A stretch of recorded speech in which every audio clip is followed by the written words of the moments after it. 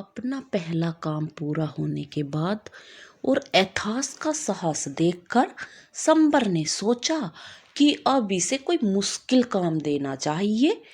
कोई ऐसा मेहनतवश काम जिसे करने से इसकी कमर टूट जाए।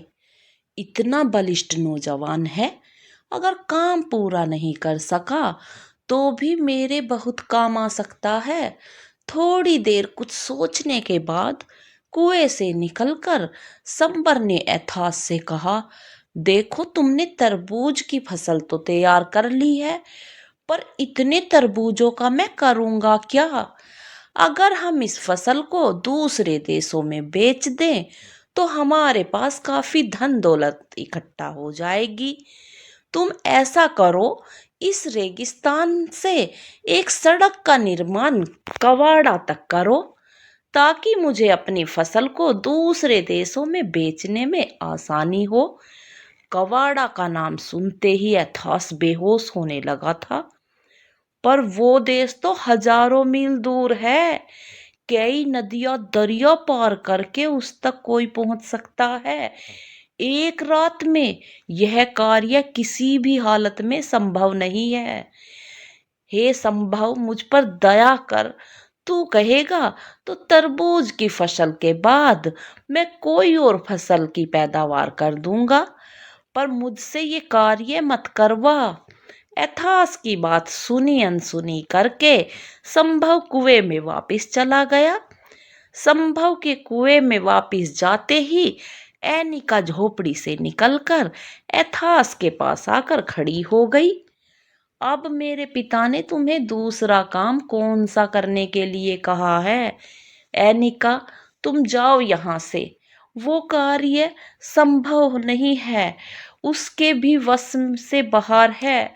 और तुम एक कोमल सी लड़की हो, मेरे भाग्य में अगर मरना लिखा है तो उसे कोई नहीं बदल सकता।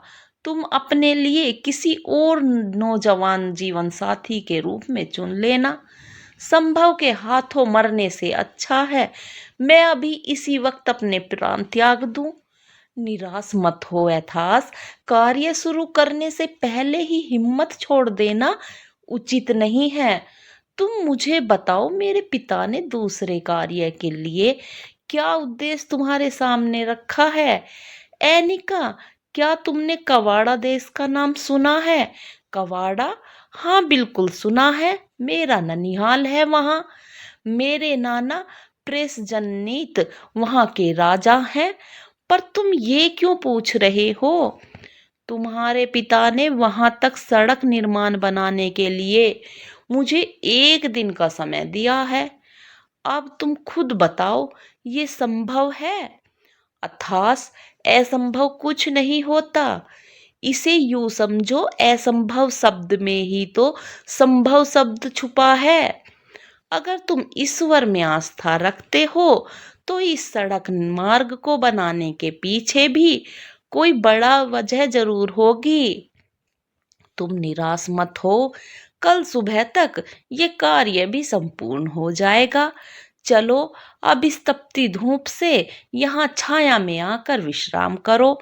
एथास का पूरा दिन ही इसी उधेड़ बुन में बीत गया कि रातों रात सड़क कैसे बनेगी। एनिका के दिए आश्वासन पर उसे यकीन नहीं था। रात हो चली थी, अपने आप को भगवान के भरोसे छोड़कर वो सो गया। सुबह जब सूर्य निकला तो वो उठकर बैठ गया। आंखें मलते हुए झोपड़ी से बाहर आकर देखता है तो उसका मुंह खुला का खुला रह जाता है। लाल पत्थरों से बनी सड़क के दोनों किनारों पर छायादार फलों के वृक्ष भी थे। एथास को एक पल के लिए लगा शायद वह रातों रात किसी दूसरे स्थान पर पहुंच गया है। देखा एथास, मैंने कहा था ना कि कुछ भी मुश्किल नहीं है।